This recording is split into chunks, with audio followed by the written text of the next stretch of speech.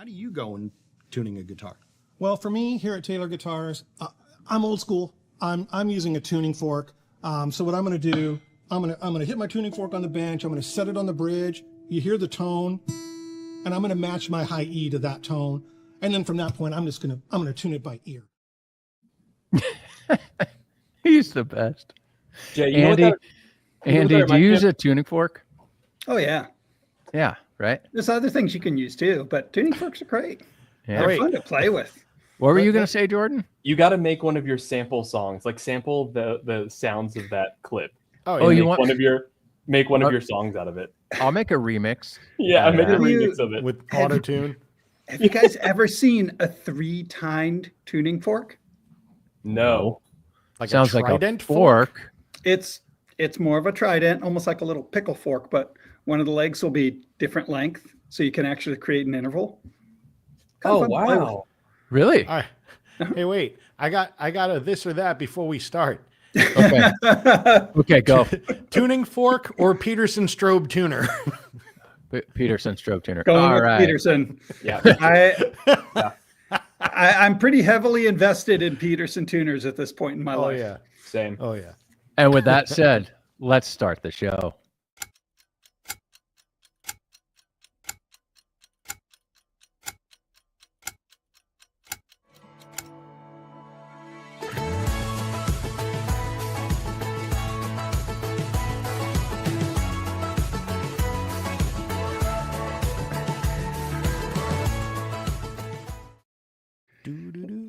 Great picture. Looks like I'm sniffing guitars again. I know, that's what, yeah. Ladies and gentlemen, I'm not in El Cajon today. Andy's sitting in for me, but I am in Nashville, Tennessee. This is our showroom in Nashville, Tennessee, and I am not going to turn my camera around and show you the rest of it because we're moving into another showroom, so it's a mess. Mm-hmm. But that's where I am. Andy's our guest tonight. Oh, man. Episode 118. Mike, what does that mean? That means we successfully completed 117 things. It did. And we have now started number 118. All right. That is the truth. Yes. Ladies and gentlemen, you guys know Andy Powers. Maybe you know Andy Powers. Maybe we should get to know Andy Powers. But before that, tonight is a live Q&A with Andy Powers. We love having these episodes. Oh, it's a good one. The one and only Andy Powers. We're going to be talking about a bunch of stuff. What are we going to be talking about? Who cares? We'll tell you that in a second. Okay? We're going to be talking about some stuff, though. That's for sure. But like I said, for the past few weeks, if you guys are regulars and you guys watch this, I like how, Jordan, I like how you call it a nerdy jam session. So if you watch our nerdy jam sessions, you know that we've had our friend Chad, a.k.a. ChatGPT, write the intros for our guests. Jordan, will you do the honors and read who is Andy Powers? Oh, yeah. Okay. Who is Andy Powers? Andy Powers is the guitar building wizard behind Taylor Guitars, a luthier, surfer, and now CEO who's refined what acoustic guitars can be, from innovating bracing patterns to crafting dreamy tone woods. He's part mad scientist, part soulful artist. When he's not designing the next great Taylor model, he's catching waves or jamming with musicians who swear by his creations. Andy blends old school craftsmanship with modern magic, making guitars that sing and sometimes shred. Basically, if wood, strings, and surfboards threw a party, Andy would be the guest of honor and the one tuning the playlist. Hey, okay. That's pretty good. That's a good one, Chad. That's a good one. I just want to know how he crafted a tone wood. I was thinking the exact same thing. Mike. I go, man. I mean, we can make a lot of cool guitars. There's a lot of stuff we can make, but I cannot make a wood. That is he's crafting. I am not a creator like that. Oh, I love that so much. Ladies and gentlemen, if I freeze by any point at this during the show, forgive me. I'm on some sketchy Wi-Fi, but I think we'll make it the whole time. All right, that was great. Can I make one edit to that? Yes. Thing that you don't. That I disagree with, other than crafting wood. I'm just going to say, I am not a mad scientist. I'm just not that angry of a person. Truth. That's true. Yeah. Yeah, Yeah. that's true. Andy's There's too just many a cool things scientist. to be mad like that. Yeah, true. he's not mad. Andy's not mad. That's true. All right. Make that edit. Let's Fair. redline that Yep. edit real quick. I'll amend that. Okay, Great. amend Thank that you. and amend that and resubmit. This Sure. is why you got to write back to Chad and say, make this better. Make this better. Yeah. Refine this, please. Refine this, please. All right, let's do some. What are you listening to, Andy? What have you been listening to lately? Last night was Kenny Burrell. I kind of got onto a Kenny Burrell kick. Midnight Blue. Oh man, so good. There was that, and then there was a live record called "Running on Empty" that Jackson Browne did in 77, 78, something like that. And a couple of those songs just so good, like so good. I'm a huge David Lindley fan. You listen to his tone, his phrasing, just absolutely fabulous. So yeah, those were what was running through the speakers yesterday. Mike, What? what are you Oh, it's my listening to? turn. Well, y'all know my preferences, so Rush. did you just say Rush? Yeah. No, not this week. Okay. So Mobile Fidelity Sound Labs is continuously putting out reissues of the David Lee Roth era Van Halen albums. And one slipped under my radar that came out. I didn't realize it came out. I missed the announcement, but I grabbed it, and it should be here soon. So in preparation, I've been listening to Fair Warning by Van Halen on repeat because it's my favorite Van Halen album. And I can't wait till the Mobile Fidelity version comes in because every review I've read has said this is the defining version of that album where you can actually hear what Michael Anthony is playing and, you know, why he was still in the band, not just playing eighth notes, you know? So, so I'm really excited for it. It's supposedly got a great remastering, a great treatment where it really rounds out that entire sound. So that's what I've been listening to. I love it. Two good ones, three good ones, three-ish good ones. Okay. Jordan, by the way, when Jordan started the show tonight before we went live, he had a headset mic on. He looked like a pilot, but he took it off. There it is. It's back. Yeah. Jordan, Excellent. what have you been listening good. to? I like it. Dave Matthews Band. Dave Matthews is always in the rotation. Yeah. Taylor Swift is always in the rotation, but it's sad because I feel like it always takes like a passing to turn something back and make it, you know, relevant in a playlist. But Beach Boys since last week, Yeah. you know, it's been Yeah. Pet Sounds. It's been, you know, Good Vibrations. It's been The Smile. Like he was such a genius that, you know, I was even watching the drama documentary that they made with John Cusack. It's just, I've been kind of revisiting everything Brian Wilson. So that's been kind of at the forefront.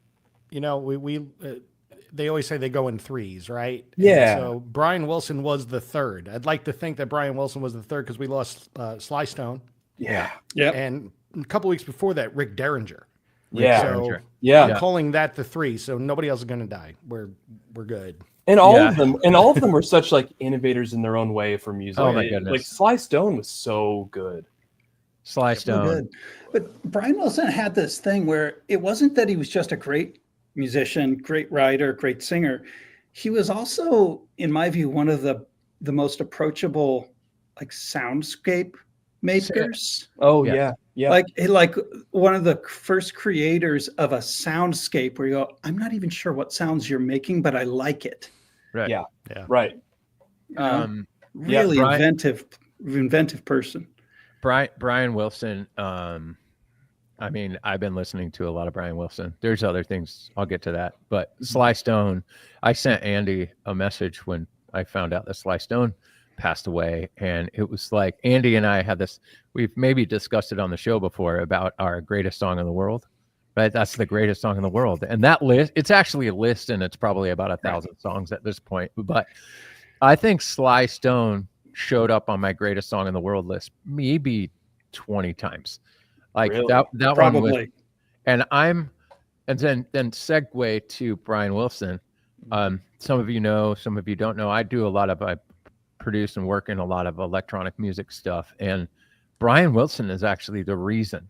Like I learned and became a fan of the Beach Boys far before I became a fan of the Beatles. To be honest, I found the Beach Boys first, and it is that I always lean into. Brian Wilson taught me, just by way of listening to his music, that we work in such a structure with music. We work on a grid. So you hear people talking about Pro Tools and everything has to be on a grid and it has to be in line on time. And what I learned from Brian Wilson is to cheat. If it sounds better slid that way just a little bit, it's going to sound better. And it's to use your mind and to use your ears and to use your heart, right? And your soul. And Brian Wilson was a big hit for me. That's totally for sure. Yeah. Although I've also been listening to, I'm a big Britpop fan, and Pulp came out with a new album and it's insanely good. And then there's a band out of Maryland called Turnstile that some of us like. Turnstile came out with a new record and it is magical. It might be heavier than what you like, but it is absolutely, absolutely stunning. For sure. All right. Another good one. I'm going to drop in there just for extra credit. Extra credit. Manuel Gabon. Oh. Made a record called Mambo Sinuendo with Rycooter also on there. Rycooter, yep. Yeah. strong record. I actually learned about that record, Andy, on a record review. I don't ever read them. It was somewhere, and I was like, "Oh, this looks interesting. I'm gonna listen to that. I love it." All right, let's move on. Let's move quickly. All right, we got to get into those Q&A, the questions with Andy. But first, we're gonna do a quick round of this or that. I will host or this or that. You know how this works, Andy. It's either this or that, or sometimes also that. First one is. This one's good. I see what you did here, Jordan and Mike. Yeah. All right. Because I think I knew Andy's not answer, but I knew why to ask him this. Yeah. All right. Ready? I'm ready. So the first one is 12 fret or 14 fret or 13 fret. D, all of the above. All right, fine. All right. We'll give him that. All he right. plays like you, Mike. Yep. Yeah. Beveled armrest or no bevel. Does that mean radius, bevel, or radius, or armrest or no armrest? No, like radius armrest. Okay, so beveled armrest or radius armrest? Kind of like the radius one personally. Yeah, I do. That's really cool. Next one, studio recording or live performance? And you can only listen to one for the rest of your life. Am I listening or playing? No, listening. Listening. You can only listen to one for the rest of your life. Studio recording or live performance. I get So it's almost like the question is almost like raw performance, or do you want the refined sound of a studio? Polish. Yeah. Can I ask any clarifying questions? Yes. You can ask clarifying questions. We'll allow it. Mike cannot. Okay. To best answer that question, which band are we talking about? Beach Boys. I want the studio recording. Yeah. That's You're an gonna obvious hear all one. of it. Well, because I was going to say, like, Beach Boys would be obvious for studio. I bet Allman Brothers would be obvious for live. Totally. Right? Yeah. 100%. So, yeah. Yeah. Dave Like- Matthews. Like okay, so go listen to One Way Out from the live record that they compiled from was it the Fillmore? Fillmore East, yeah. Yeah, Fillmore East. Listen to the guitar solos on that. Probably some of the most perfectly articulated, perfectly phrased playing I ever heard out of that band. Recorded live, just spot on. The tone, the phrasing, just everything. Killer. Yeah. Okay, I got one. I'm going to slide one in just to back to that question. Elvis Presley, live or studio? Live. Oh, yeah. Right? No one knows. I mean, everyone knows, but no one knows. It's Elvis Presley live was whoa. Live at Stax is still one of my most that's my all-time favorite record. Best song ever written. Best song ever written. All right. The next one, Jordan, are you talking about guitars? Talking about guitars, yeah. Sorry. Okay. Guitars. Blinged out or understated? Usually understated, sometimes blinged out. And he gets to answer these questions the way he wants. I see. Yeah. Well, okay, so our daughter in particular, she sometimes I'll bring a guitar home, or she'll see me working on one, and she goes, "Man, Daddy, I love that one's covered with seashells." Yeah. And I go, "I do too. I get it. It's so cool." Yeah. So yeah, All right. Good answer. It is. This next one is there's no real this or that. It's It's this. it's this. Yep. One surf place in the world on your bucket list. You've not been to. Yeah. I'd love to surf Raglan Bay, Where's that? New Zealand. Oh yeah. Okay. Yeah. Right. I put that. It seems I put like it'd be this- fun. Yeah, New Zealand. I put this one in here because I was watching 100-Foot Wave, the Nazare documentary that they're on HBO. And I was like, man, I wonder what places you would want. I bet that's crazy because that's literally 80-foot waves. And That part of my life happened before we had kids. yeah, right. And right. since we have Then you have kids, it's kind of like, I get enough jollies going surfing small longboard waves with them. Yeah, right. That's an awful lot of fun. Yeah, There's plenty of good spots around here that I can have fun with. right. This next one's good, Jordan. Thank you. I'm really into this next one. Smells from the workshop or smells from the ocean?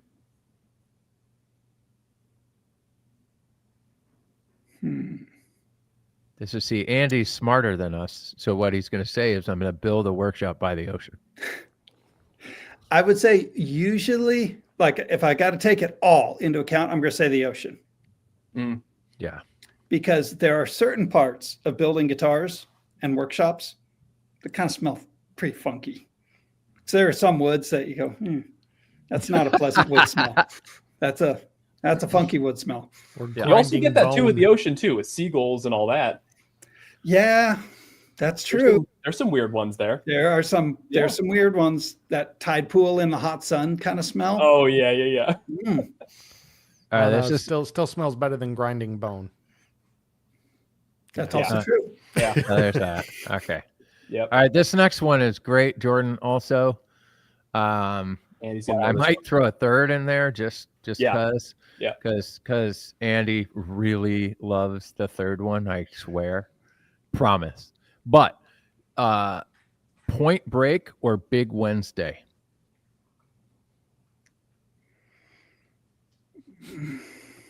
What's option number 3? North Shore. or Blue Crush. So terrible. Oh, Andy and I have good laughs. I'm not sure. It's been so long since I've seen any of those. I don't know that I could answer. All right, that. Mike. Point Break or Big Wednesday? Point Break. Point Break. Yeah. Point Break. Okay, I'll go with Mike. He's got good taste usually. Just for Is it- Keanu. Just for Keanu alone.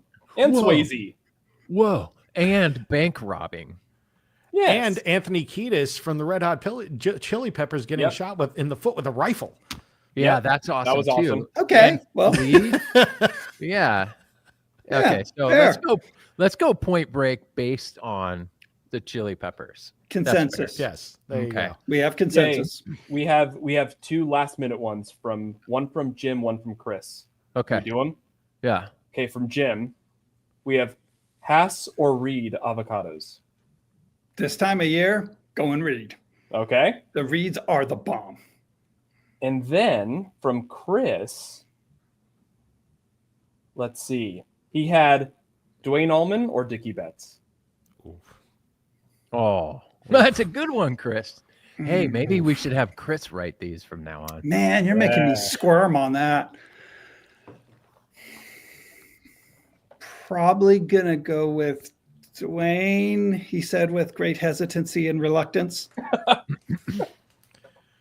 No wrong answers. No wrong No answers. wrong there. answers. Yeah. I got one. This is going to be a tough one, but it's topical Okay. because these two are linked in one way or another. Pet Sounds or Sergeant Pepper? That sounds. I'm going Pet Sounds right now. Because it's more topical, and like maybe Yes. next week it'll be Sergeant Pepper. Probably. It's so hard to. It's not arm. It's like arm wrestling, man. Because it's right. Quite frankly, if you want a little history on electronic music, then you would go, look, I was inspired by Brian Wilson, but Sergeant Pepper's has synth on it. So I would go Sergeant Pepper's. Most likely, but Pet Sounds is just, come on. It's That's a really good hard card. one, man. Yeah. It's How a about tough this? question. Pet Sounds and Sergeant Pepper's, but you got to pick one to listen to first. Which one do you listen to first? Pet Sounds. I'm going Pet Sounds. Mhm. Yeah. Yeah, I would agree. Because when you're done with Pet Sounds, you're like, ooh, I should listen to Sergeant Pepper's. It's totally Music. it. Music That's is totally the it. best. You know what's a cool album? Sorry, this is one, but this is very relevant. Love and Mercy. That was the movie I was talking about earlier. Trent Reznor and Atticus Ross did the score for that, and they only sampled out of Pet Sounds. Yes. And it is so cool to listen to back because they just use Brian Wilson's unused clips and unused sounds. It is so cool, especially now. It kind of gives it a new light.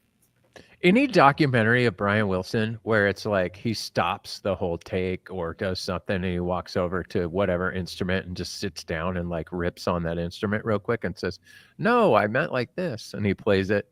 And then it's like you got to get the soul of Brian Wilson. Or, Yep. you know, Andy, one of my favorite stories is your Doc Watson story. When you were a Yeah. kid and you walked up to Doc at the La Paloma Theater in Encinitas and said, hey, can I have an autograph? And he chuckled a little and said, sorry, kid, I never learned how to read or write because I can't see. Yep. And you were in shock. And then he rubbed your head and said, maybe Yep. some of my guitar playing will rub off on you. Well, it did. Yep. Yeah. Wow. That's a Yeah. cool story. Wow. Yeah. Yeah. Brian Wilson, man. Brian Wilson. Sly Stone. I mean, whoa, those are some ringers. How about we get into an episode? You want to do Yeah. that? Okay. Yeah, that Sure. helps. All right, Yeah. ladies and gentlemen, That's why we're this episode is brought to you by not only a new guitar, but an old guitar. And we're doing something for the first time. Live on Primetime, we are announcing a guitar that comes out tomorrow. Ladies and gentlemen, we told you we were going to do it last week. Tomorrow, drum roll. Brrr.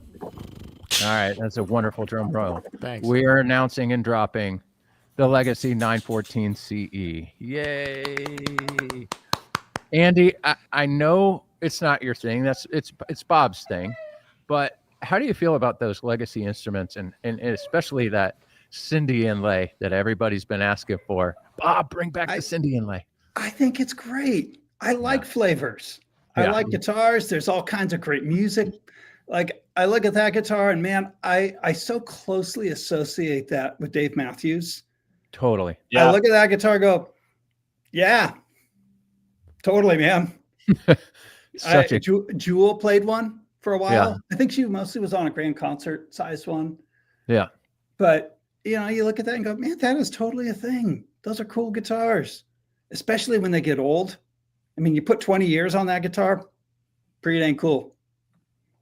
Yeah, for real. That guitar is going to be a good one now when you go to the store and find one tomorrow and buy it.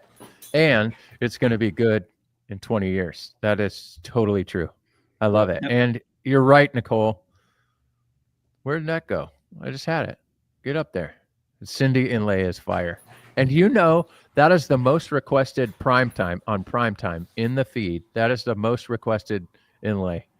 Don't you think? Or we get asked asked for about that. inlay. Asked I wouldn't about. say requested, Yeah, but that is the probably. most asked about inlay.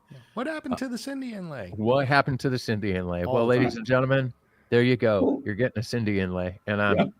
pretty pumped about it. Those guitars are great. I will say, Cindy is more of a person than she is an inlay. That is However- definitely true. Indeed. That is definitely true. However, Cindy it is nice wonderful. decoration. It is nice decoration.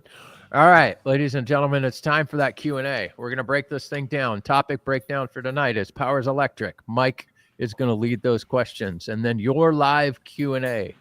Please And at the end of the show, we got a new guitar teaser coming for you, which is really exciting for us. So how this is going to work is Mike's going to kick it off with some Powers Electric questions while you guys get your live Q&A ready in the feed over there. Start posting your questions, and Jordan and I will pull those up and read them shortly. Mike, you want to dive into some Powers Electric? I can dive into some Powers Electric. So many of you have asked over the past couple of years since we've made the announcement, which it's been 2 years and a week since we launched Powers Electric, our electric guitar line from the mind of Andy Powers, a new company, if you will, built with nothing having to do with a Taylor guitar in very many ways. And it's something very original, something very fresh. And we're going to ask Andy a whole bunch of questions about it. And so we're going to start with the beginning. So, Andy, you're a busy guy, right? You are president, our CEO, and our chief guitar designer. Now, several years ago, Taylor Guitars had the solid body electric guitars that we had done. We did that for a number of years. And then we kind of put that aside to really concentrate solely on acoustic guitars. And obviously, that's been met with great success and great fanfare. With that, did that allow you a little more bandwidth to start looking at doing electric guitars? Like what was, how were you able to segment your time in order to be able to do that? Well, in some ways, it was kind of a COVID project. You know, I mean, a lot of people, when my buddy Jason described it this way, he goes, man, during COVID, that was someday for everyone. It's like if there was a day in the week where you had Monday, Tuesday, Wednesday, Thursday, Friday, Saturday, Sunday, someday, well, you kind of got a someday added in there. And so when some people were learning to crochet or, perfect their sourdough recipe, we built guitars. And that was a perfect opportunity to go, I've been playing with some different designs. I would like to make this guitar.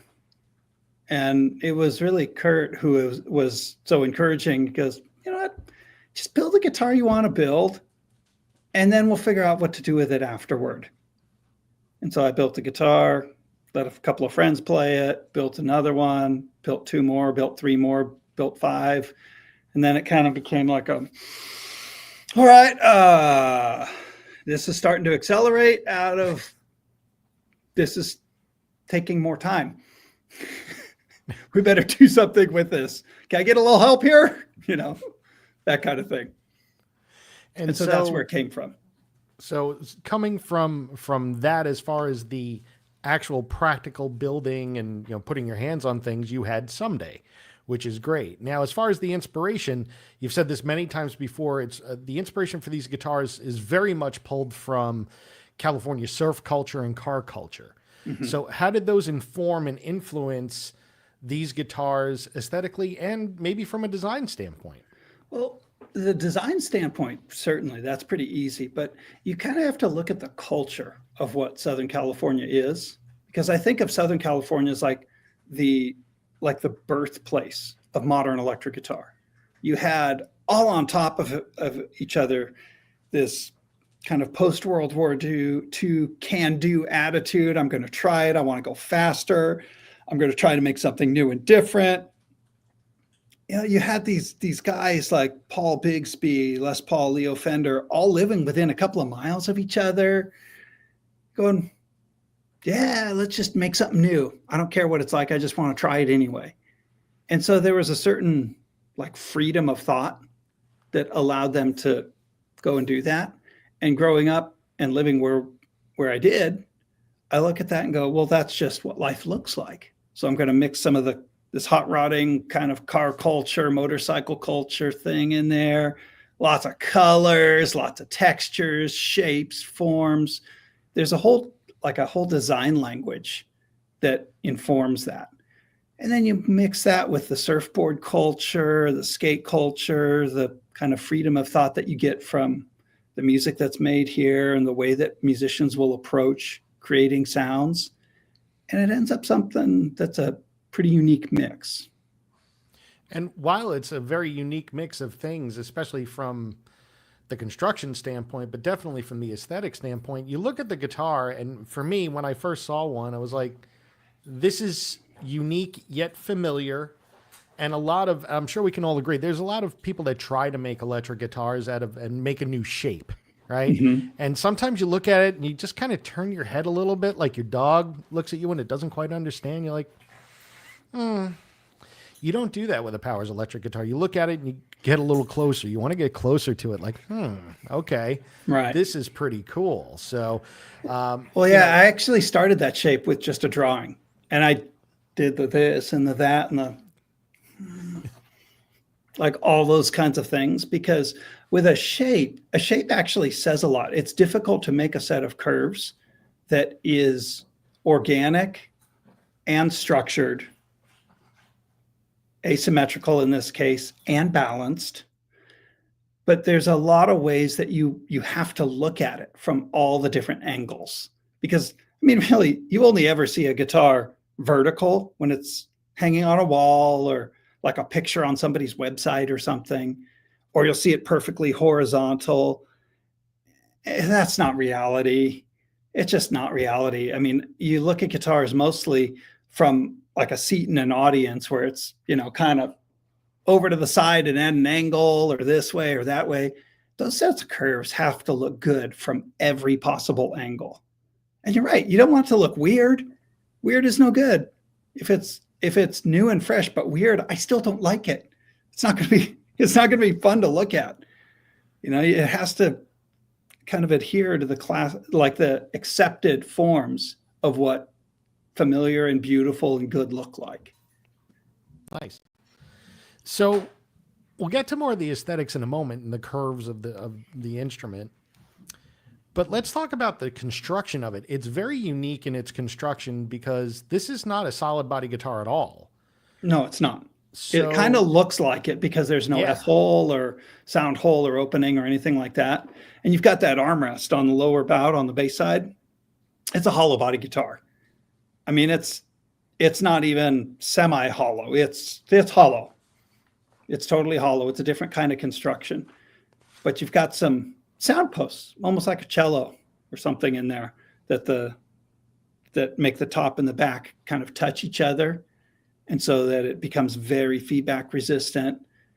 So you get the dynamic response, the resonance of a hollow body guitar, but you don't get the feedback.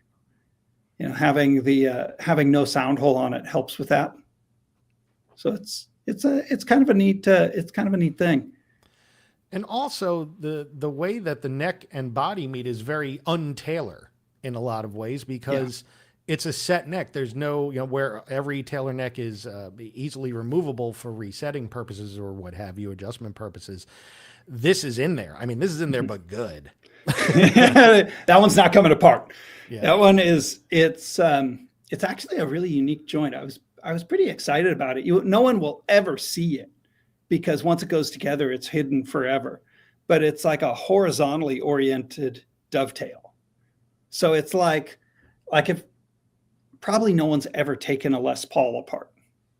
If you're taking a Les Paul apart, you have a real problem with that guitar. That is not normal servicing for one of those guitars. Indeed. Right. But you have in a guitar like that, you've got a real long tenon version where the tenon goes all the way into the front pickup cavity. You've got a shorter one.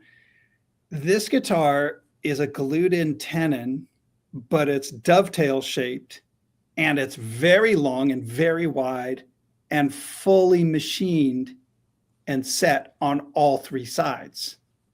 Unlike most set necks. Most set necks are actually only glued on the sidewalls of that tenon. So if you imagine like a kind of a square, like a fretboard, you kind of have this slightly skinnier rectangle of wood. Usually it's just this surface and this surface that you glue in. And this one's actually machined and fit all the way around. Does it slide in? It has to go in from the top because it's a dovetail. Great. And so if you had a body and a neck, they have to go in like this. But as it goes in, it kind of wants to shift itself over. Okay. So it becomes self-locking, self-aligning. Yeah. Okay. Now that made sense. It's a cool piece of geometry. So as Wow. far as Okay. I should have learned that There you two and a go. half years ago or whatever it was. Now What'd you you say? know. 2 years and 4 days? 2 years and a week. Yeah. 2 years and 7 days. Yeah, something Wow. like that. Yeah. So this is on the topic of the neck. Let's talk about the playability of these guitars. As every other Taylor guitar that we make, this is a very comfortable neck profile, right? It is super comfortable. It is not unfamiliar to electric guitar players. Very comfortable to play. But you mentioned asymmetrical earlier. And this is one of the great playability assets of this guitar is that it has an asymmetrical radius fingerboard. So why don't you explain that and how that affects the playability? Okay, so most of the time when you think of asymmetrical, a lot of people would think of compound, like a compound radius. So you see that on a lot of electric guitars. And so if we're talking about just geometry, a typical guitar radius is like a portion taken out of the wall of a cylinder. Cut that shape into a fretboard. That's typical radius fretboard. A compound radius would be like a section taken out of a cone. So you have a more exaggerated curvature at one end, typically near the nut, flatter curvature near the high, kind of the dusty end of the fretboard, right? It's like that. Like this is this is it exaggerated, but that's kind of what it would be, where you'd have one side that's kind of really like that, curved and flatter on one side. All right. Okay. So what this is neither of what I just described. Yeah. This one actually has a slightly like left to right asymmetrical profile. So what it does is it kind of tricks your hand into thinking that it's curved the way a normal average guitar fretboard would be curved. In the world of small, medium, large, it's kind of a medium amount of curvature. But the part on the high side of the fretboard where you'd bend strings, that's actually a little flatter than it is normally, or would be if you adhere to just the straight geometry of a radius. And so what that allows you to do is bend a little more clearly. It would allow you to bend a little farther and have a more consistent tone color. It's subtle. Like Jay, I appreciate you trying to show it. You can't see it. That's what I was trying to prove. It is so subtle. It's hard to even measure. Yeah. Like the first time I tried to put one on a plec machine, it kind of threw the plec out and it said, "This is no good." And I go, "You're right. This software doesn't understand what's going on here. The guitar plays great though." Yeah, it really does enhance the playing experience. And like you said, especially on bending higher up on the fingerboard, if somebody's used to say like a Fender 9.5 or like 7.25, like some vintage instruments, as far as the curvature of the fingerboard, the experience is radically different. If it's something where you used to say like a Les Paul, where it's like a 12-inch radius, it's definitely subtle. But you know it because you're able to just keep bending without the notes fretting out. Choking out. Yeah, that's the best part. You can just keep bending and bending and bending and bending. Yep. Yeah, you can get pretty far and still have low action. So like on an an early Fender that's, we loosely say it's a 7.25, and it's in the ballpark, depending on who sanded it. Right. In order to get a good clean, like a whole step bend, you got to have the action like that high, so you can avoid fretting out. That's kind of just reality. You got to be able to get sideways on it, get some clearance on there, really, eat your Wheaties, muscle up, get ready for it. But when you go to play a chord, like a bar chord, our lazy hands do not want to make straight lines. And so it's easiest to fret cleanly if there is some curvature. So this curvature is, it's pretty good. It's in the ballpark of a 9.5. That's what your fingers are going to tell you it is. But then when you go to bend a string, you realize the action's really low and I can still bend the string and it stays consistent and clear. And that's the ultimate goal, right? Yeah, it just kind of works out real good. So now we have the playability that we've talked about. Now let's talk about how it sounds. The one thing that I've noticed is that, and this was immediate from plugging it in, it's the guitar tonally you don't have. Right. This was a sound that did not exist. And There's reasons for that, because the pickups, never mind the way the body is constructed being that hollow body and the way that the sound posts interact with the top and back together. But now you have pickups in there that are very unique that you created. So it's based around like electronic engineering, something called the Faraday cage. That's part of it. Yes. So why don't you expand upon that a bit and kind of describe, how you came up with it and how it works? Well, okay. So there's the sound of the guitar really is a lot more than just the pickups. Those are one of the components, because you've got to look at the body, the neck, the way the two are connected, the fretboard, the bridge, the tailpiece, all of the stuff, right? Because you've got to understand that whatever you do to change the way a string vibrates, you're going to hear that. A pickup is almost like a microphone under the strings. There's some influence, but largely it's listening to the kind of motion the string makes. So you hear it all, is what I'm trying to say. The pickup design. By now, I used to say that it was just 7 or 8 years ago, but now it's 10 years ago. I've been playing with this idea that actually uses the magnetic quality of aluminum. I know that's a weird thing to say. It's technically the paramagnetic qualities of aluminum, and the way that you can influence a magnetic field via conductivity of the aluminum. So when it's in the presence of a magnetic field, it does some pretty wacky stuff. And so that aspect it's fun to play with. And so I had this idea for a pickup to go, man, this is kind of cool. I think this could work, because one of the goals that I wanted to achieve was that I don't want as much of a focused pull on the string. Like most electric guitar picks, if you put a magnet right under the string, it pulls the string. Like if this was a magnet, a pull piece, and this is a string that's vibrating over top of it, when it gets close, this magnet pulls harder on it. It has more influence. So it starts to change the pattern that the string falls into. I don't love that effect. It can do some weird things. It can make it oscillate in weird ways. It makes the string not sustain in very good ways.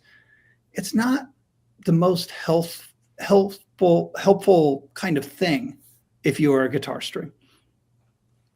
And so I had this idea that I'd been playing with, and I kind of brought the idea into here to the shop, and I started talking to Dave Judd, who works a longtime Taylor employee, good friend. I go, okay, Dave, I got this idea. I made this pair of covers, and I got these magnets, this base plate, this thing. Let's try winding one of these and see what happens when I use this magnet. That's a real strong magnet. It's a neodymium magnet, which you typically wouldn't put in a guitar pickup. That's like, that magnet should live in the world of high fidelity kind of loudspeakers and things like that, not in a guitar pickup. But in this context with this housing and the way that you could kind of change how the magnetic field presents itself to the string, and that first one was pretty dang cool. And so I played with that a little bit more. We wound a few more of them. Went, golly, this is an incredible set of pickups. I need to create a guitar to put them in.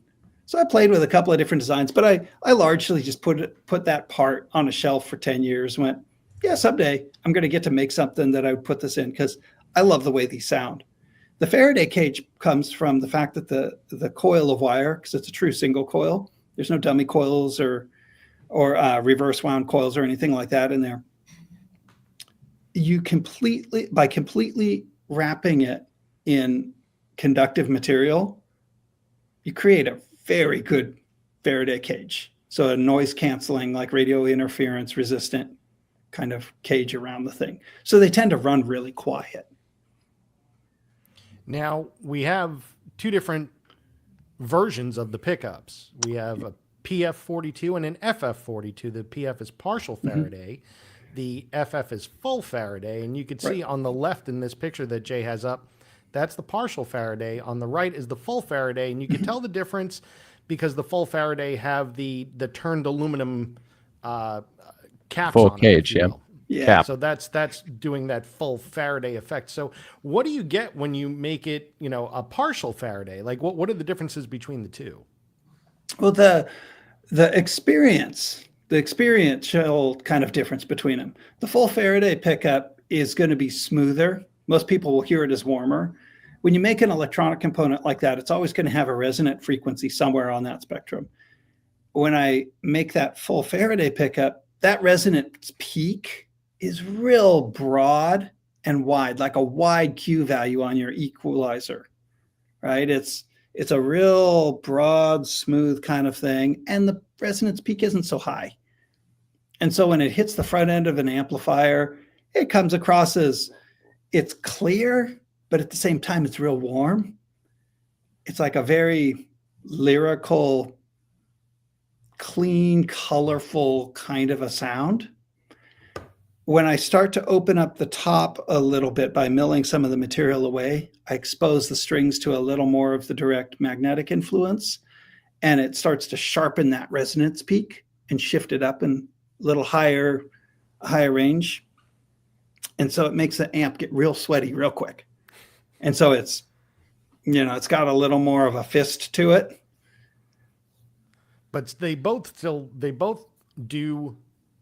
take distortion and fuzz well, and they both clean up really well. Mm-hmm. The partial Faraday just seems to push a little harder, like you said. It gets that amp sweatier faster. So, Right. So would the partial Faraday be the mad scientist and the full Faraday be the scientist? Yeah, probably. I would say, just having experienced both of those instruments or both of those the different pickups, I like them both. I do. They're both really good. And so,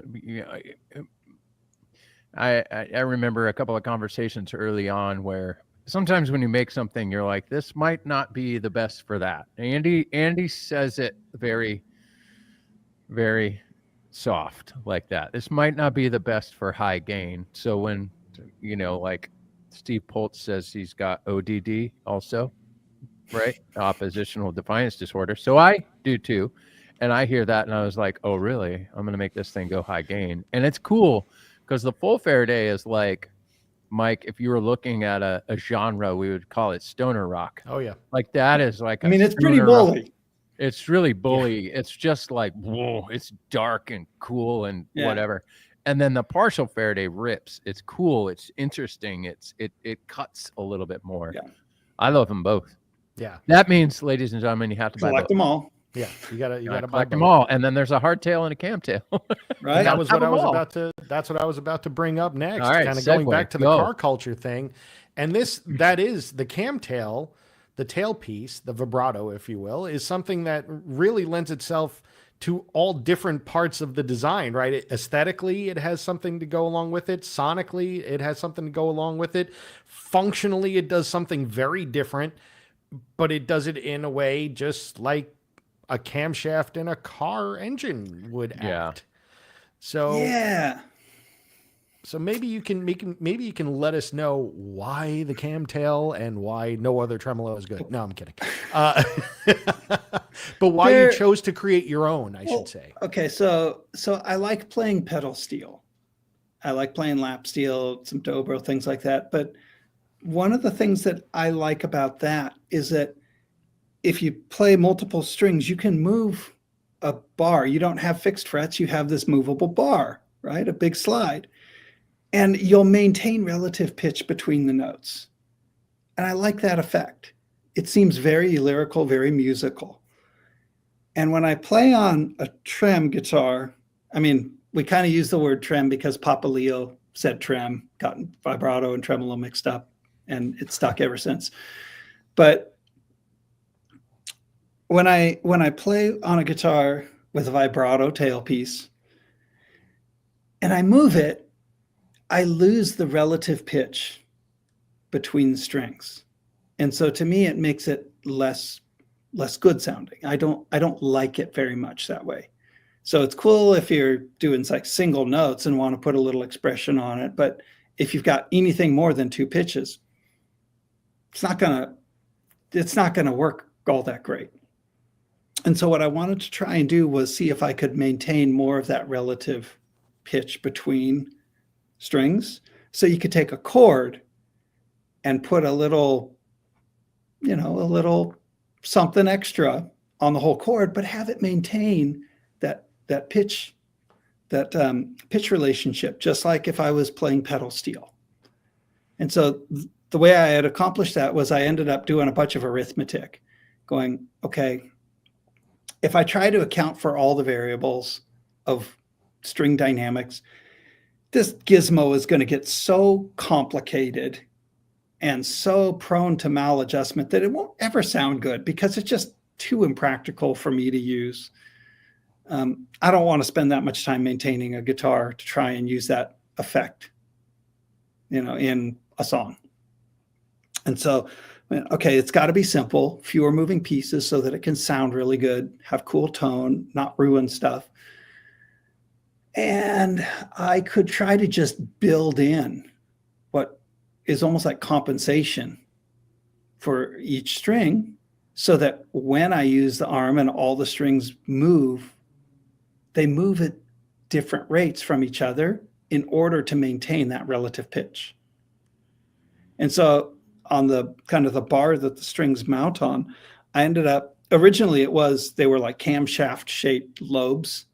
And then I ended up settling onto a more cylindrical design, going, okay, well, this way I could calculate out how much each string needs to move linearly to net out a certain amount of pitch change, fix all the strings together, and then create different diameter cylinders or different camshaft profile for each string so that they end up always maintaining a pretty close amount of relative pitch.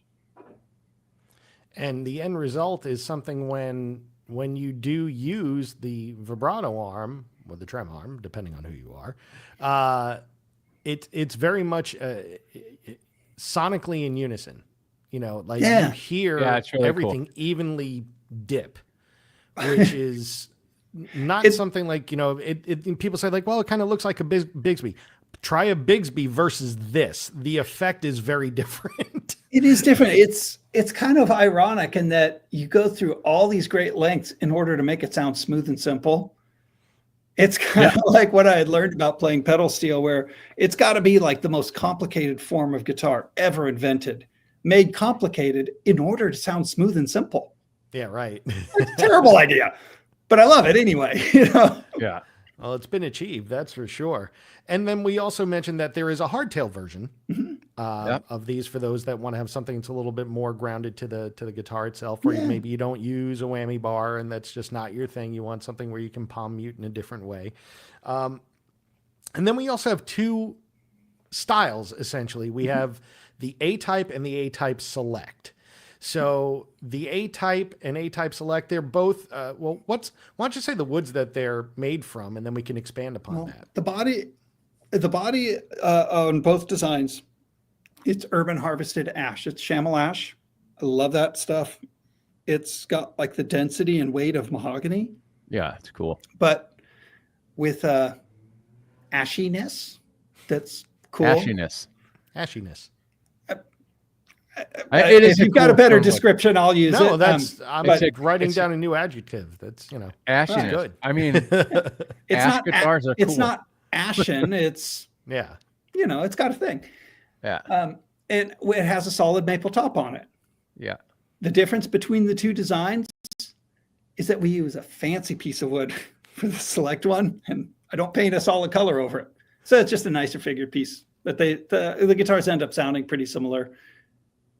Yeah, exactly. So what I you're like seeing them right both. there, those are A-type Selects right there. So where you can see the flame and the maple. Some are bursts, some are single color stains. With the A-type, they're solid colors.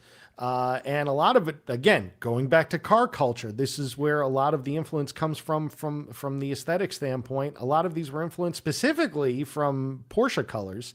Right. You know, we're approaching 1,100 guitars built, and we've done, I think, 180 different colors at this point. Yeah, I'm not really good at, you know, when Henry Ford said you can have any color as long as it's black. Yeah, I don't agree with that. Yeah. He and I would not get along on that point, I don't think. I love colors. There's a lot of cool colors. I sent Andy, I was driving north to North County once, and I sent Andy just the worst quick, I'm driving, I shouldn't be holding my phone photo of I think Andy, we figured it out. It was like a 69 Impala or something like that. 65. I sent it to 65, right? And then all of a sudden, 2 weeks later, Artesian turquoise. This color showed up. That was a factory original color. I was like, oh man. Yeah. It was just beautiful. These colors, though, the one I have over here, can't really see, but I'll try. Okay, so the automotive world is super interesting when it comes to color, because I like that one. Yeah. Oh, that's the flat black one. Yeah. That's the mean and then one meaner kind of black. Yeah. So maybe that one is the mad scientist guitar. Okay, so the world of automotive design is pretty sophisticated. And there are a lot of different ways that you can use hues, the paint types, the transparency or translucency of paints to accentuate or kind of diffuse different shapes that you want to draw attention to. It's fascinating. And in the world of, you know, let's say of acoustic guitars, most of the time we're a pretty conservative lot. For a lot of electric guitars, there are some colors that work really good. They look good on the form, and not others. This shape was really unique in that no matter what color we hit it, the set of curves looks really cool. Yeah, awesome. It's like, so awesome. this is pretty neat set of shapes and curves, because there are no real flat surfaces on the guitar, but you've got enough contour that if you're using a pearlescent or a metallic powder or a flake or something like that, a candy, you'll see a reflection over multiple surfaces enough to get light to hit it in different ways. It's so a lot of these. I hear, no, there's no such thing as color fatigue, man. Come on.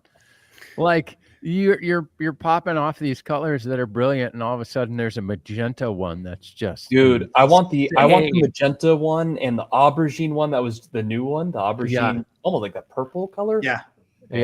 And then there's that coral color, the California coral color. It's kind of pinky. It's like a pink with a little bit of orange pulled. Like it's more of a salmon color. Salmon. It's more of like farmed salmon, you know. Farmed salmon. It is that real not like natural. lighter pink, fresh salmon. Yeah, it's really just the colors are, and then the two tones. If you go to powerselectricguitars.com, there's a hero image right now of the two-tone guitars. And then there's some chroma shift colors too, where the chroma colors shift, change depending on how you're looking at it in the light, which is insane. Like, those are cool. The car culture has given us a lot of great colors. Porsche, especially, my hat's off to them to go, guys do color really well. Some of the earliest ones I had taken off of either cars that I had or have worked on or saw pictures of and wanted, and so I started pulling some of those colors, and then got further and further. And, it's one of those things where people can egg you on, and in the process, they introduce you to things that you may have not seen. You go, oh, well, I can't unsee that. We've got to do that color. That looks amazing. So we now have, 200 or whatever colors. I agree with Daria. I've been dreaming of playing a Powers Electric forever. I want one in every color. Hey, Daria. The Ghost Flame colors are just that was fun to play with. We're still working out. I can't do that with every color, but that's kind of another hot rodder sort of trick. Oh man, they're stunning. Yeah, well, thank you. And with that said, as far as if anybody here wants to play one, well, we just expanded the dealer base for these guitars last week. So in the US now, I believe it's 16 or 17 dealers that we have. And we're expanding. Well, it's, you know what? It's fun. It's fun to have, like in this case, this is a scale of project that is different than a lot of the things that we do as Taylor. I mean, as Taylor Guitars, we go, these guitars that we make, they go far and wide, all corners of the world. And I love that. I think that's wonderful. We're fortunate to get to do that work. I feel very fortunate to get to participate in that. This Powers Electric project is a much smaller scale. It's more of like a passion project, something you do because you really want to do it. And so it's been fun to have friends around the country and go, okay, go show these to a couple of your regular players. Yeah. Have them come in. And so we've carefully picked, starting with different friends at dealers to go, hey, you guys, you've got some cool amps in your shop there. You're real genuine guitar guys. Like, come in, try this thing out, see what you think. Mm-hmm. And so it is really fun to see these spread around. No, it's awesome. And thank you for creating them because, I have one and I pick it up every night and it's a lot of fun to play. I mean, it was really inspiring, because we all get in our lulls when it comes to guitar playing, right? Sometimes we're just like, not right now. I'd rather just, watch TV with my dog or whatever, which is what I do. But, having it really re-inspired me to pick it up, start playing again, start practicing a little bit more regularly, and really start diving in and create new and exciting sounds from my existing equipment with a new guitar to help do that. And again, I can't impress enough. It's the guitar sound you don't have. If you have a Strat, a Tele, a Les Paul, Dan Electro, an Ibanez 7-string, an ESP, a Schecter, you don't have the sound of a Powers electric guitar. You just don't.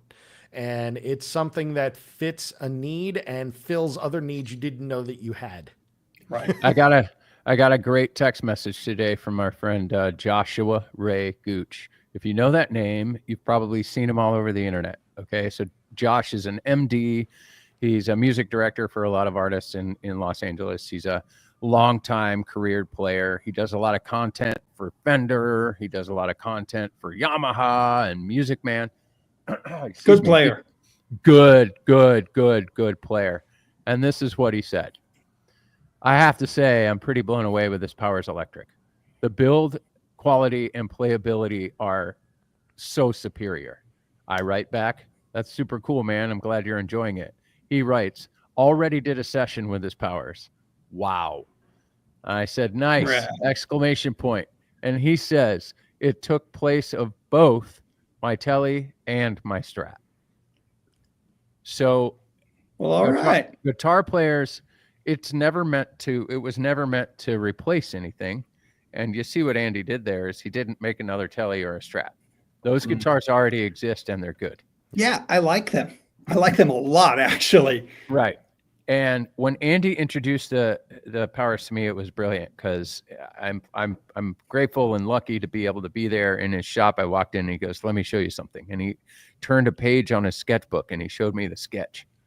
And it was almost like a magic trick after that. He threw it up in the air and it disappeared, but that's not what happened. He laid it down nicely and he turned around and he grabbed it, the Powers Electric, and he put it in my hands and I was just in shock. Once you grab it, you realize how light it is. And then you see how balanced it is.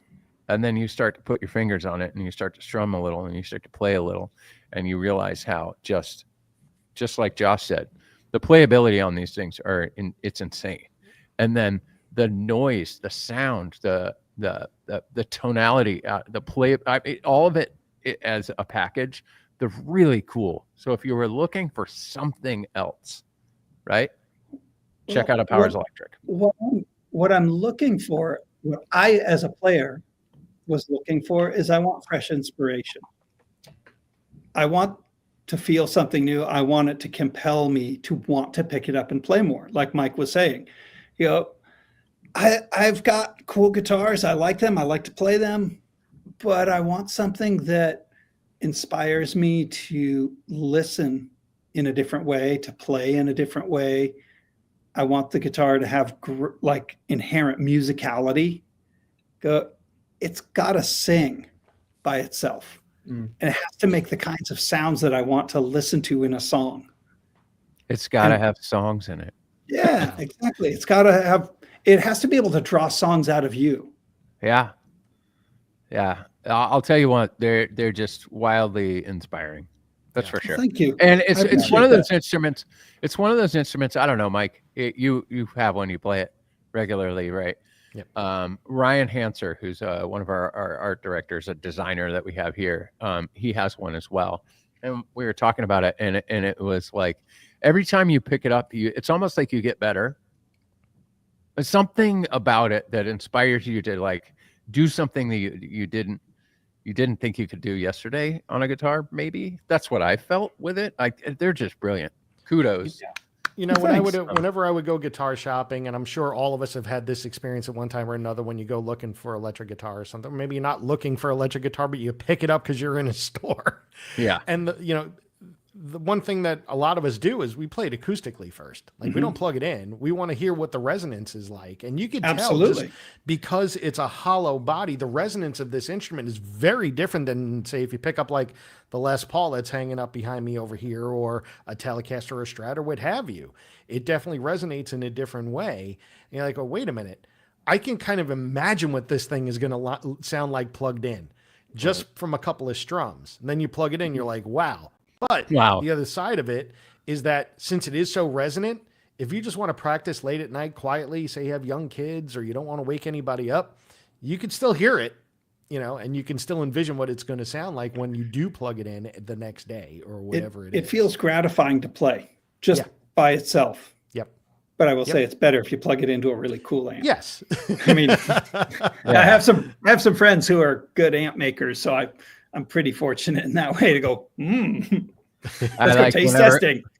Whenever Andy has one, he's got a couple amps that are brilliant. He does. But there's one particular amp that every time we do a Powers Electric event and we're in a meeting about it, I always say, Andy, bring your Clark.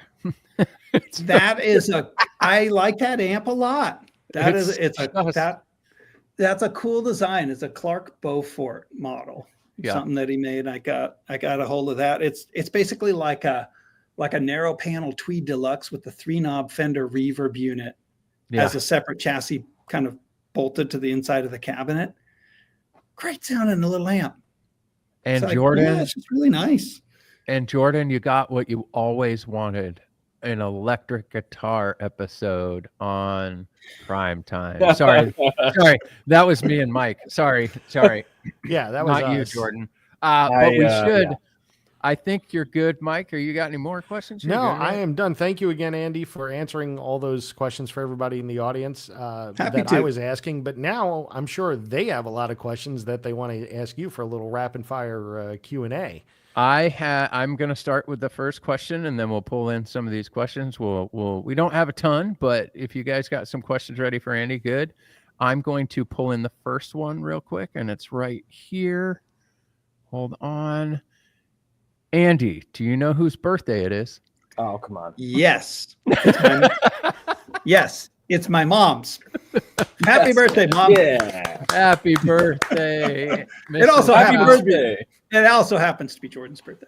Yay. It's Tom Cruise's birthday. Good job. Jordan. Thank you. AKA Tom Thanks, Cruise. You know what's great is MC over here has just been blowing up my phone. It's Jordan's birthday. It's Jordan's birthday. It's Jordan's Really? No. Yeah, it's so good. All right. He got that question right. That's good. Okay. Excellent. That was good. This one's good. Start the question with a phrase here. Okay. Yeah. I'm about to hop in the car, so I'll ask my question now and hope the recording. Okay. Any chance the super auditorium shape plus fanned V-class bracing will make it down the line in the next few years? Oh, quite possibly. I love that.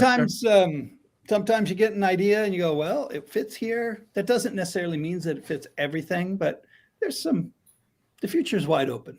There's going to be some cool stuff coming. Future's wide open. Mm-hmm. I like that answer. All right. Anything else, Jordan? You see anything? Oh, I Yeah, got one. I saw some good ones. Here's a good one. That was a good one. Yep. 76. That's a good name With there. the Okay. GO, Go for it. GP, GT, and your revised GS body shapes all retired from the USA lineup, there's been some criticism over your vision. How do you respond? Ooh. My vision is terrible. That's why I wear thick glasses. They have bifocals. I knew they he have would say that. prisms. I get it. Winning. Winning. No, actually, with some of these different guitars, we like to build different kinds of flavors. Yeah. As a guitar maker, I like different kinds of flavors. So we'll build something, put those instruments out in the world for a while, and at a certain point, the players that were really looking for that flavor, they have one, because guitars they last a long time. And so you don't need all of them to always be exactly the same forever and a day. And so one of the strategies that we'll use as a company is we'll take a guitar out of production for a little while, make some tweaks, retool some things to kind of give it the next flavor that we want to put out into the world and let musicians enjoy. That process takes a little while. And so it's kind of like a favorite dish at a restaurant being taken off a menu for a little bit so that it can come back. I love it. Love Love that it. answer. All right, I got another one in here. Oh, here's a good one. MC, way to tell on me. Jay, I do see there are some questions on here that are good to end on too. I think you'll know which ones. I know which ones, I think. Juan Carlos has one. Okay. Hi, Andy. Hi. Hi. What would be the main difference between a Taylor nylon guitar and a Cordoba nylon guitar in terms of construction and sound? Thank you. You know what, Great, Juan? You're welcome. great question. Okay. I'll use generalities instead of specific models. A Taylor nylon string guitar, most of our guitars will have a little more of a modern hybridized style to their construction that you also hear in the sound that they make. And so, yeah, it sounds like a nylon string guitar. They'll have good balance, good playability, typically a slimmer neck, narrower nut width, a lot of times focused more toward a player, like a crossover player, someone who's comfortable on a steel string guitar, playing on a nylon string. Maybe they're playing like some bossa nova music or some kind of Latin jazz, or even if you're Zach Brown, you're playing with a flat pick and playing bluegrassy country style music on this thing. It's more of a hybridized style playing. If I were to look at a Cordoba or similar Spanish built guitar, it has more of that like traditional flamenco or classical kind of influence, or kind of focused on that sort of sound and feel. You'll see more commonly a Spanish style neck construction where you have an integral foot into the neck where the sides of the guitar actually fitted into the sides of the heel. That's a traditional way to build a guitar like that. So it's just kind of a bit of a cultural difference that you hear in the finished guitar. Thank you. That was a good one.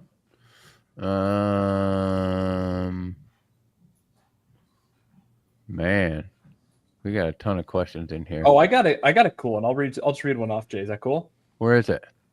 It's the Powers Electric versus T5Z. Oh yeah, I've heard that a lot from a lot of people in the chats who wanted to hear about Powers Electric. Okay. Help me decide, Andy. Powers Electric versus T5Z. I currently own a Tele looking for another electric, a more hollow body, thicker humbucker tone. If you're looking for a hollow body, thicker humbucker kind of a sound, I would give the Powers Electric a try. When I play a T5Z, I think of that more of as a hybridized acoustic and electric palette of sounds, where you have some more acoustic oriented kinds of tones that you're going to blend with an electric or a magnetic style pickup. The Powers Electric is a full-blown electric guitar. So if you get a chance to play them both, please do that. If you're looking for a more electric guitar oriented guitar, Powers Electric is where that's at. Mm. There's another good one. It kind of talks about what you were talking about, Andy, with the Plek machine. But it says anything about the asymmetrical radius that would require special attention if ever needed fretwork. Definitely. You want somebody who, if you ever have to refret that guitar, or when, it's really a matter of when, you'll definitely want a repair person who is savvy with fretboard geometry and how that fretboard should be shaped, how it should be sanded out, how it should be prepped for frets, how the frets go in. I mean, we're happy to do that here at the shop. And so, yeah, it's easy for us to refret one of those guitars. But if you're going to work on it locally, even have a repair tech get in touch with us, because they are pretty subtle. Yeah. So whatever came of the GT body shape? I was saving to get one made of mahogany in a lefty, but then it disappeared. Any chance of that coming back? It still feels like that one got away. Good The one question. that got away. I like that guitar shape a lot. We do still make them, usually by custom order at the moment, but yes, that's certainly a shape. It's not disappeared forever. It's paused for I the have moment. I have the 611 GT. Oh, that's That limited? That's a cool one. It's a cool one. I love it so much. With the mission inlays. With the mission inlays, it's the best. I like that one a lot. And it's like has the most beautiful burst too. That it's just the best guitar. That is that a subtle sunburst to shoot. Yep. It's so good. Rob's always got good questions. Andy, what is your opinion on playing a 300 series and above when busking on the street? That is the first question. Okay, absolutely. Go for it. If you like playing that guitar, wail away. Second question. Does your electric have a broader range of frequencies over other electrics? That's a good question. That's a good question. Yeah, in some ways you could say it's broader. It's different because your audible spectrum is still the same, but what you hear is different frequencies accentuated in different ways. Does that make sense? It's like the sounds that you're capable of hearing, they're all there. It's just a different mix of which frequencies are louder relative to others that make up the partials and kind of the sonic fingerprint of the tone you're hearing. I love it. All right. I can't find that question, Mike. So you know what I'm going to do? I'm just going to read it. This one. Stand step. Oh, yeah. Hello. Is there any chance that a 12 fret grand concert will get the gold label treatment? Ooh. Maybe. Just hang out with us long enough and we'll see what comes out of the workshop.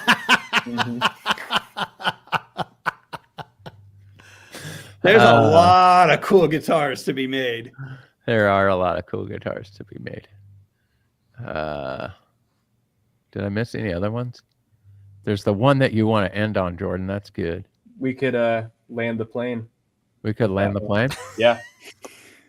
Andy, is it finally time for a classical? I think it was time for a classical about 10 years ago. That's true. It is finally time for a classical. You know what's funny? The inside joke of that comment was fantastic. Yeah. I really like building those guitars. I've built a couple by hand, and they're really like nicely finished out prototypes in a way of a design that I would love to put into production. Right now, they're such sensitive guitars to get it to the state that I want them to be in. They've lived only by hand. They've lived really only by hand. And so there's a couple that I'm pretty happy with. Of all of our classical guitars, I actually love it. I really enjoy playing the Academy 12 nylon. Yeah. I love that guitar. Yeah, that is so a good. fantastic guitar. Phenomenal. Every Phenomenal. time someone comes to me, like a studio rat or an engineer or somebody who's like, I need a nylon string guitar for the studio, it's 100% of the time an Academy 12. Yeah. Those EN. work really good, but I hear you loud and clear, and I agree with you. I think those would be neat guitars to build. There's a lot of we got- different flavors that it could go. That'd be cool. We got some good questions coming in. Yeah, they're Oh, flying in now. they're flying in now. Does a guitar become less sensitive to humidity changes over time? Oh, that's a deep well of a question. Torrified. I'm Uh, just kidding. it will. My experience is that it will tend to become a little less sensitive over time, because every time a guitar or a piece of wood, we'll just call it pieces of wood. Every time a piece of wood goes through a humidity or a temperature swing, it'll maybe expand or maybe it'll dry. It won't come back quite as far. And so it slowly loses its reactivity to a dry humidity change in particular. And so they tend to become a little bit less sensitive, but they're still made of wood and they still grow with the humidity. And so, a touring musician, even if you're playing on a vintage instrument, if you're up in real high elevation, super dry environment, the guitar, it's going to dry out. Top's going to sink. Fret ends are going to start poking out the neck. And it's going to sound like that. You go to a real humid place, you'll see it puff up. It'll always have some level of response there. Thank you for that. Oh, here's a good one. Alex has a question. Andy, will Andy release your own music? Andy, I've actually been asked that before, and I've thought about it. But as a musician, I really like the collaboration with other players. Yeah. And so that's what I've focused on more. That's what I enjoy. I love being able to sit down with another musician and contribute to either songs they've written or songs we've written together. And so I like that part. I don't know that, and maybe if I have something that I really want to say as a solo musician, at that point, I would release a solo record. Until then, I like playing with other people. It's more fun for me. Daily Rodrigo. That's my solo project that will be coming out sometime next year. Awesome. All right. Yep. It's time. Dario knows. All right. What's your favorite dreadnought you've ever played? Favorite dreadnought specifically? Oh, man. Dreadnought, that one. Yeah. All right. I have to think about that for a minute because I've been fortunate to play some really good ones. There was it was like a 39 Gibson Advanced Jumbo that I worked on. That was a really good slope shoulder dreadnought. I like that one a lot. I played a couple of really remarkably good D28s. There's a couple of guitars that I played recently that Noli over at Collings made that were really good dreadnoughts. They've got one that they're building right now that's like, man, that's a really rad guitar. So yeah, hats off to the crew over at Collings. They're doing some great guitars. I have to be a little bit careful because I've got a lot of guitar maker friends. I don't want to leave anybody out.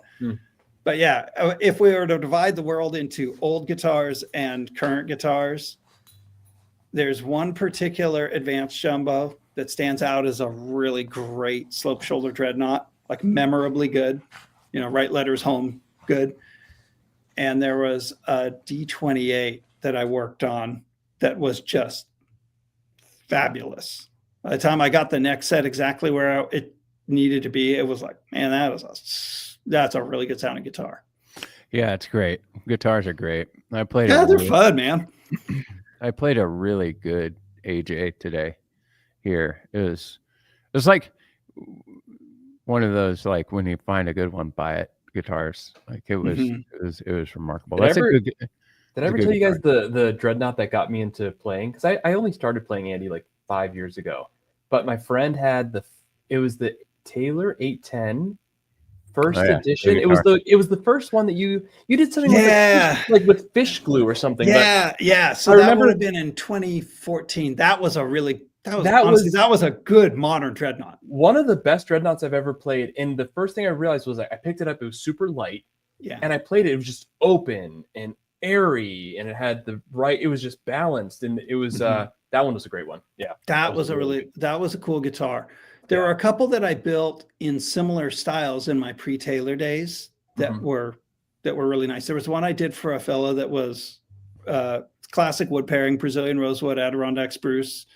The whole it was French polished. Wow. And I spent a lot of time working on the voicing on that particular guitar. That one was really good. Yeah. That one hung around the shop for probably a month before I called them to tell it was done. That one was really good guitar. Yeah. Don't worry, I dressed the frets again before he came and got it. All right. We got five minutes left. So Okay. here's what we're gonna do. I'm gonna rifle through a couple of questions, and then we're Okay, gonna I'll try and keep it short. we're going to maybe let you know about something new. Okay. With Sassafrasso Limited, what do you consider a good alternate? Sassafras is really fun to say. Also, What's the closest thing? Boy, that wood is like an enigma. It's got some maple-like qualities if you play it hard. It has some koa-like qualities if you play it sweetly. You could try myrtle. oh, That might be a pretty fair comparison. Myrtle. Don't forget, Andy, you can also craft a tone wood too. yeah, you can. Based on Apparently, tone ChatGPT thinks I based on what can. ChatGPT says, you can craft one. That's You've Heard Andy, of you craft can- beer? This is craft tone woods. Craft tone woods. We Small are in batch San tone Diego. woods. Small batch tone woods. All right. How does the C-class bracing work in cases of high or low humidity? Is it stable? Yeah, actually, it's tremendously stable. What's interesting there is you'll see the bracing architecture kind of telegraph through the top, because really the structure of that guitar lies in the stability of those braces underneath the top. So you'll see the top almost like a membrane, the piece of spruce or what have you on the top of that guitar. It'll move a little bit. So you'll see in a high humidity environment, you'll see it bubble and grow a little more, but you'll see the braces actually holding the top exactly where you want it. So the action stays remarkably stable on that guitar. Thank really you. quickly, when you, I just want to explain to people, especially, through the summer months, winter months, when tops move, braces do something called telegraphing. Mm-hmm. And I think that's kind of, Andy, what you were explaining a little bit right there. So maybe, yeah. can you just give like 20 seconds on what telegraphing is? Telegraphing, it's kind of a made up word. It's what happens when you have a movable material bonded to a material that has a different amount of movement. So some material scientists would call it like a bimetal coupling. And so if you have, let's say, a brace glued across the top of a guitar, if the brace is kind of thick and it's parallel to the grain of a thin top, the thin parts of the top will move more than the thicker, stronger brace part. And so you'll see almost like the reflection of where all the braces are glued show up on the outside of the guitar if you kind of like hold it in the light and get it to reflect off of it. On a like an X brace design, you'll see it, but because the braces go across the grains a little more, you will see it spread out a little more. If you look at the top of a classical guitar, where you have like a fan brace type thing, that's where the braces are very parallel to the wood grain of the top, you'll see a lot of it. So Yeah. it kind of depends on the design. And it's a normal occurrence. I mean, this isn't Oh, yeah. something that's, It's working. Yeah, right? Yeah. Oh yeah, it's in a way it kind of lets you know that it's working as it's supposed to in some ways. You'll see different kind of patterns show up in the guitar top. Every design will do it. Archtop guitars, mandolins will do it. Yeah, to one degree or another. Thank you. Thank you. All right, a couple more. This is a good one. Any chance?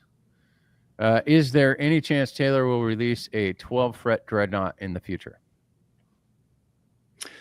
Not in the real near future, but I'm not going to say never. All right. I like that one. Jag Productions, you can't have all the questions, but this is a good one. Will Taylor do a double neck guitar? Martin released one recently. We already did. We did 2. We did 2. Double neck guitars is a lot of neck on one guitar body. That's a lot of strings. I've built some of those. Yeah. Yeah. I don't have any plans to do a double neck. No plans. Okay, and this is going to be our last question. Andrew Buck. Wait, come back. There we go. Is the action control neck on a gold label the future of all Taylor necks moving forward? That was a question I was waiting to have asked. Mm-hmm. Yeah. I can see the day coming when that neck design will migrate into other guitars that we're making. That design is working very, very well. Yes. I love that neck, by the way. And watching players So cool. figure that neck out is super fun. Look, it's not lost on me. I've spent a lot of years adjusting action, doing neck resets on guitars. On a acoustic flat top guitar, this is kind of the first time that I've been able to string the guitar all the way up to pitch and then put the neck angle where I want it to be. Mm-hmm. That's kind of a unique experience. Indeed. Yeah. I love the way that works. Because how many of us will play the guitar and then after a couple of years, it gets to the spot of it being unplayable and we put it away because we don't want to go and take it to the luthier or get it set up again. And this is just... Don't let that happen. Take that guitar to a luthier. I'm lazy. I get it to that point and I'm just like, I'm just going to put it away for a little while. Because, it's like, now that's one of those things where we don't have to wait. You could just do it yourself. I mean, if that's the case, Jordan, then why don't you just go buy another guitar? This neck's out of adjustment. I just need to buy another guitar. You have friends here. You have friends. There are lots of folks who know how to work on guitars. Please I haven't done it in a while. Okay. I do want to I know say it's your birthday, but still. Yeah. He's not going to buy it. Come on, man. Anyway, I do have a real-time action control neck story. One of the guitars that got shipped here to Nashville, I was taking it to an artist and it fretted out. It was buzzy. And I said, "Ooh, you guys want to see something cool?" Mm-hmm. And 90 seconds later, that guitar was perfectly set up. And they were all sitting there, mouth breathing, looking like, what did you just do? And I said, I just showed you the action control neck, and I showed them again step by step, and they're all looking in the sound hole, and they're like, "That's all you did?" And I said, "Dear, how does that work?" And I said, "Don't worry about it. I'll send you a video." Doesn't matter how it worked, but it worked, and it was pretty amazing. Real quick, this is a good question, Mike. I'm going to have you field this because there are a couple of our dealers who serialize guitars, and you can actually look on their website and that's the guitar you get, correct?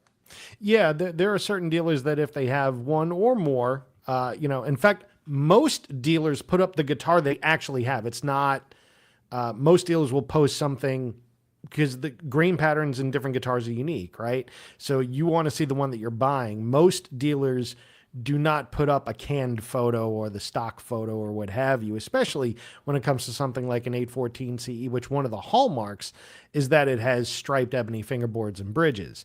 So, and there are certain dealers that may have multiples in stock, ready to go, and they'll have pictures of every single one of them because, like Jay said, they're actually serialized. So they'll take pictures of each one with the serial number of that particular guitar, and you could pick that guitar.